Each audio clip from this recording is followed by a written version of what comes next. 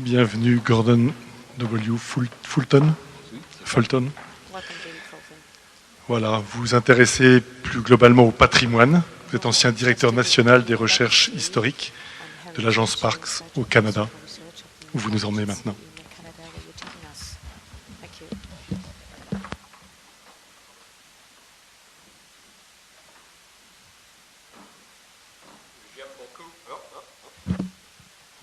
J'aime beaucoup les Memorial Avenue. C'est parce que Canada est un pays bilingue. Donc, je suis bilingue juste à ce moment, mais pas dans le vase.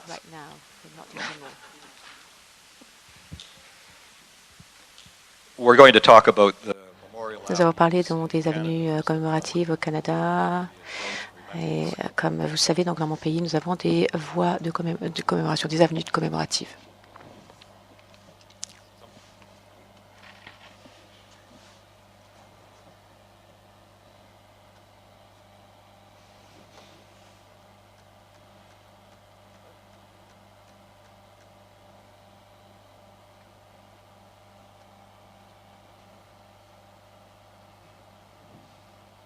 As a bit of background, Alors, pour l'historique, l'âge moyen d'un soldat dans la Première Guerre mondiale était de 26.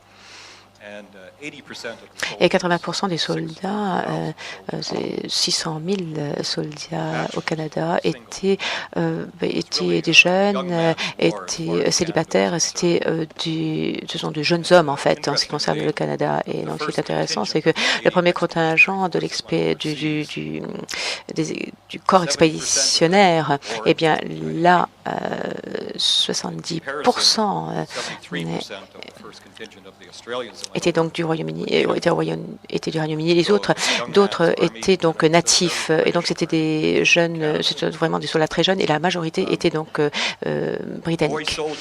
Alors, les soldats jeunes, les soldats enfants, en fait, qui avaient moins de 18 ans et qui n'avaient pas la majorité, et on pensait qu'il y en avait 15 000, 20 000 soldats donc qui n'étaient pas majeurs, donc moins de 18 ans, qui s'enrôlaient dans l'armée et qui servaient donc outre-mer. Donc, vous avez ici l'image d'un de ces jeunes soldats, Mark Edward Burton, et il est né en fait en mai 1889. Il est né en fait en France, ce qui est assez inhabituel dans un contexte canadien.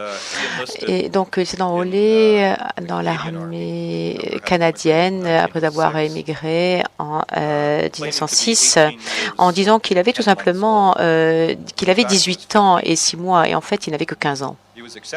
Donc, en fait, il était accepté donc, dans l'armée, et puis il a servi en France. Il est arrivé en France le 27 octobre 1915. Et il a été hospitalisé avec un rhume. Et à la fin de janvier 18, eh bien, lorsqu'il était guéri, donc il est retourné au front et il est mort sur le front de cette année. Il avait été en service donc pour seulement 440 jours, et lorsqu'il est mort, il avait 17 ans.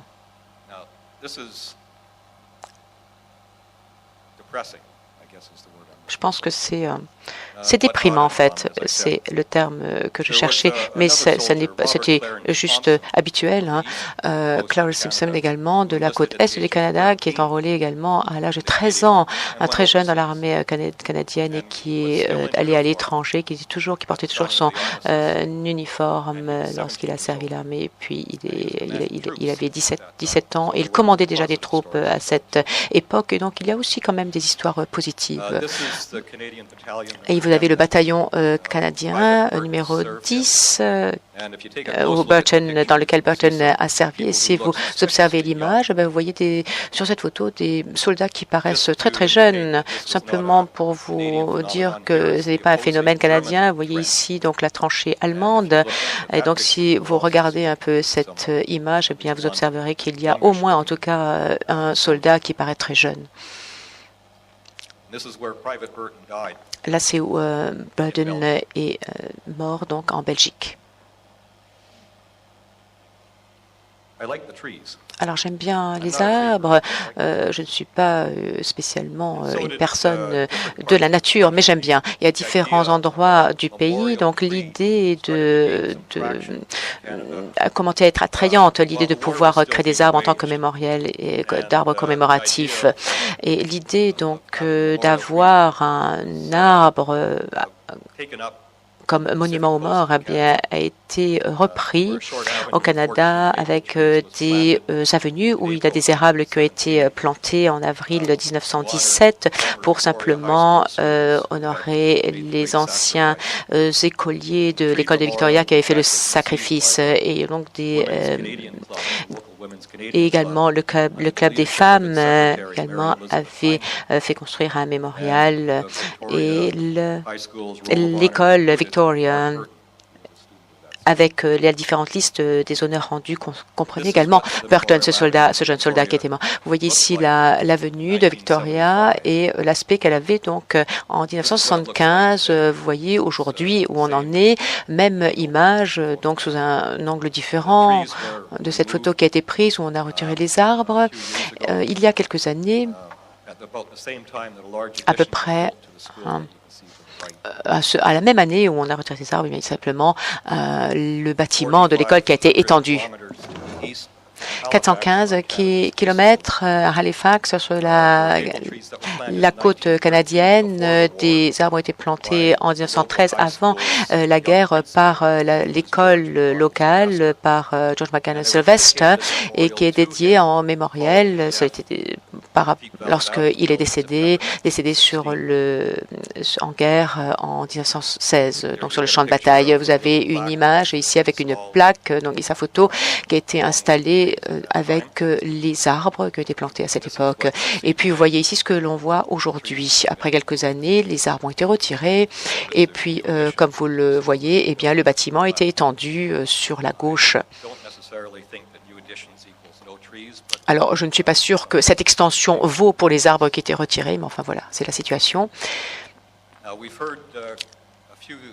Et puis, alors on s'est demandé d'où venait cette idée, mais il était clair que l'idée d'une avenue mémorielle était liée donc à la Première Guerre mondiale, avec beaucoup de racines. Les soldats donc de France, de Belgique,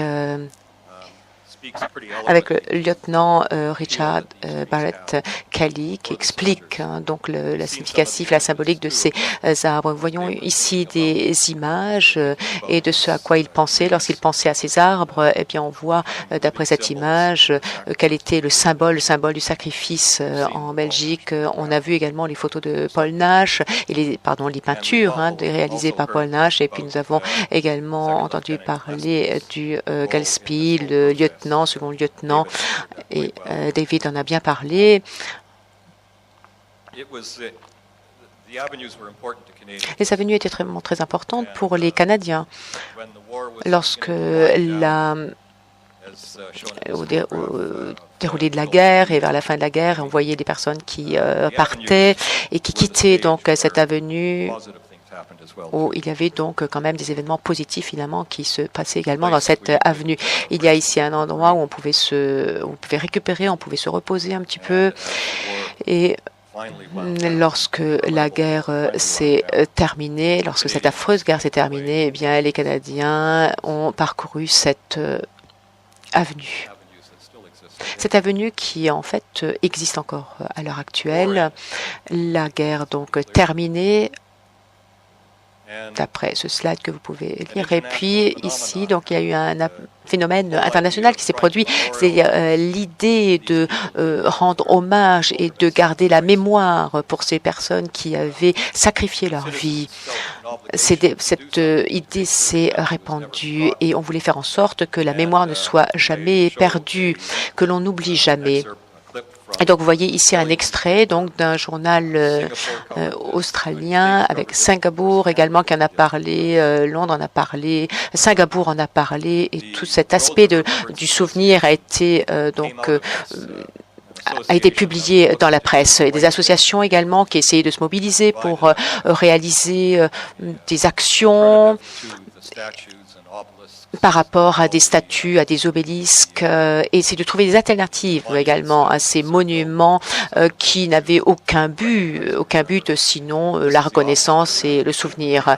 Et donc, c'est ce qui s'est voilà ce qui s'est passé à Westminster en juin 1919, où les gens se sont réunis et puis ils ont décidé qu'il y aurait donc une route, une avenue, une association des routes du souvenir. Et l'idée, c'était donc de véhiculer le message partout à l'étranger. Et en 1920, eh bien, l'association des routes du souvenir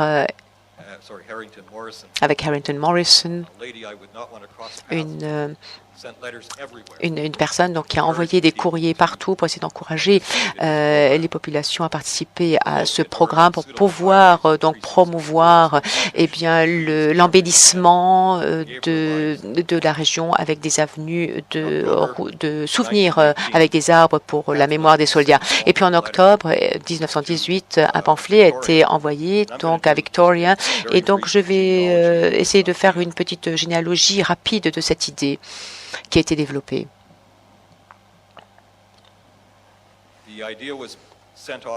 L'idée a été envoyée donc aux États-Unis par Charles Latham Pat, qui était le président donc de l'association américaine et qui est également publiciste et écrivain, et qui a envoyé des messages à toutes les personnes du Canada. Et donc, toutes ces personnes du Canada du Nord ont fortement été influencées par le message qui a été envoyé des États-Unis par cette personne. Les Américains donc ont repris cette idée. Vous voyez ici une plaque commémorative à Central Park avec des arbres qui ont été plantés. Et je vais m'intéresser aux plus grandes avenues et les plus importantes qui ont été développées au Canada, donc juste après la guerre. Et donc l'avenue est droite. Il y a des caractéristiques par rapport à cette avenue. Elles sont composées d'arbres d'une seule essence qui bordent donc les avenues, qui en général sont très élancés, qui étaient assez affectés à un soldat bien précis avec une petite plaque, et puis avec la création d'un mémorial personnel. Alors voici une carte pour parcourir un peu le pays. Et vous voyez donc des exemples de ce qui a été fait à différents endroits du pays avec une carte pour pouvoir identifier les endroits où se trouvaient ces différentes avenues. Alors dans le cas de Victoria, par exemple, nous avions une personne qui s'appelait Major Hagan, qui avait formé donc l'association des vétérans. Et il était en contact avec Madame Morrison. Il avait donc occupé son bureau pendant un certain temps et suggérait que peut-être elle pourrait prendre contact avec sa sœur Anathan, qui habitait à Victoria pendant la guerre. Et donc Madame Morrison a envoyé donc une lettre à la baronne pour lui dire vous devriez faire ceci ou cela. Elle a également envoyé un courrier à Charles Pack en lui expliquant qu'il devrait faire de même. Et puis, donc, Barnes avait un autre frère, colonel Hebbuck, qui avait donc une association à Victoria. Et pendant cette période, Major Haggard, le fils de Major Haggard, a été tué pendant la guerre en servant l'armée canadienne. Et ces personnes donc se sont rassemblées au moment opportun et le sentiment était vraiment très très fort à Victoria, qui était 90% britannique. Alors voici l'avenue qu'ils ont choisie. Cette avenue a été développée en 1916 et elle a été plantée au début des années 20. Et la deuxième année suivante, en 1922, on a Jacques qui est venu de France, Joffre, qui est venu donc pour la commémoration des arbres. Et vous avez sa plaque et vous avez ici au milieu du XXe siècle, vous voyez les différentes zones d'arbres. Et puis voilà à quoi ressemble cette avenue aujourd'hui. Une bonne partie a été détruite pour des raisons commerciales. Donc 600 arbres existent à l'heure actuelle. Vous voyez ici une vue sur la rue, sur l'avenue. Voici une des personnes qui a fait en sorte que la mémoire soit conservée et qui a créé donc un comité local de la mémoire.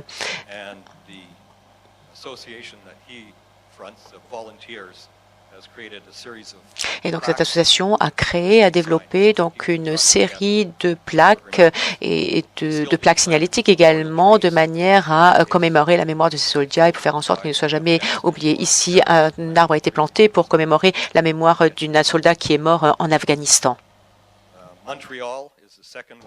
Montréal également. Donc le club des femmes de Montréal a décidé donc de planter un arbre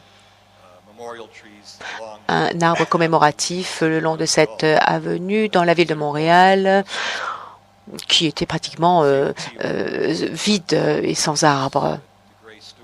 Et c'est ainsi que la plantation a donc commencé et que le premier coup de pelle a été donné. Alors malheureusement, à Montréal, il y a eu la différence avec Montréal, c'est qu'il y a eu des activités de vandalisme.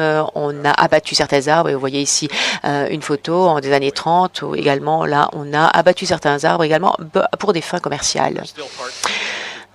Vous voyez ici donc des parties de l'avenue qui a survécu, qui est restée pratiquement intacte. Vous voyez ici sur la partie droite de la photo, et puis une plaque a été installée récemment, et à nouveau quelques segments de la rue de l'avenue a été développé. Vous voyez ici des photos sur la gauche lorsque la tempête a frappé en détruisant certains arbres.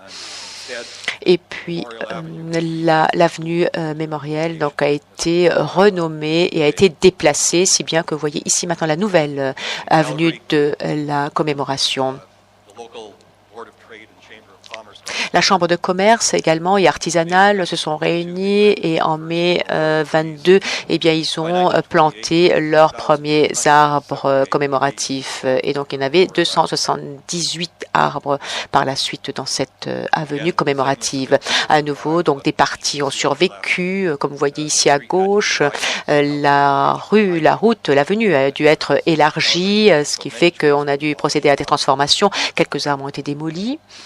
Et aujourd'hui, il y a donc des commémorations qui ont lieu. Il y a des arbres qui ont été plantés également. Il y a un programme qui s'appelle le Field Across, qui est un projet avec plusieurs croix qui ont été plantées en signe de commémoration, que vous voyez ici sur la partie gauche de la photo. Il y a également des raisons pour lesquels les arbres continuent de tomber. Comme vous le voyez ici à gauche, il y a de nouvelles initiatives qui sont prises pour essayer de créer de nouveaux espaces, de nouvelles commémorations le long des avenues. À Saskatoon, on a vu une photo ce matin. Vous avez une avenue commémorative qui a été plantée en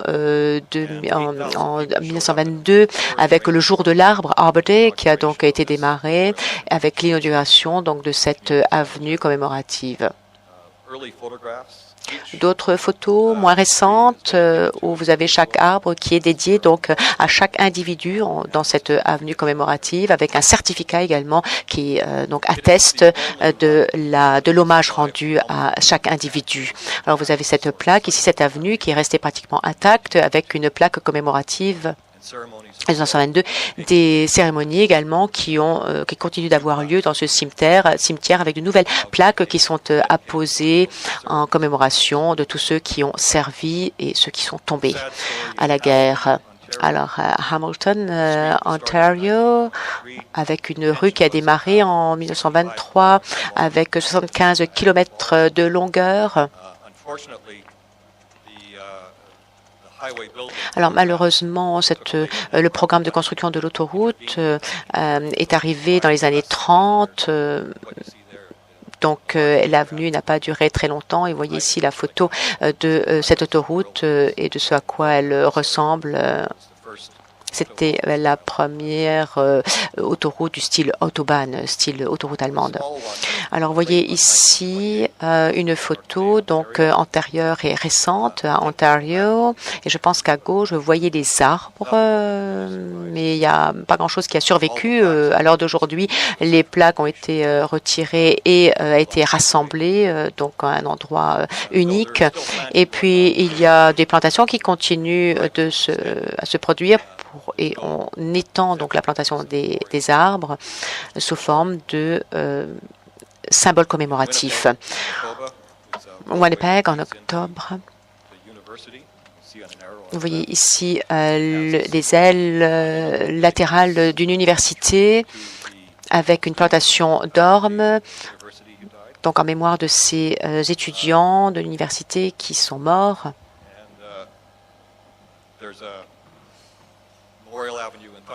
Et il y a également une avenue commémorative, mais je vais passer rapidement pour pouvoir vous montrer à gauche ce qu'elle était auparavant et ce à quoi elle ressemble aujourd'hui, où il n'y a plus rien qui a survécu. Et puis je vais terminer avec...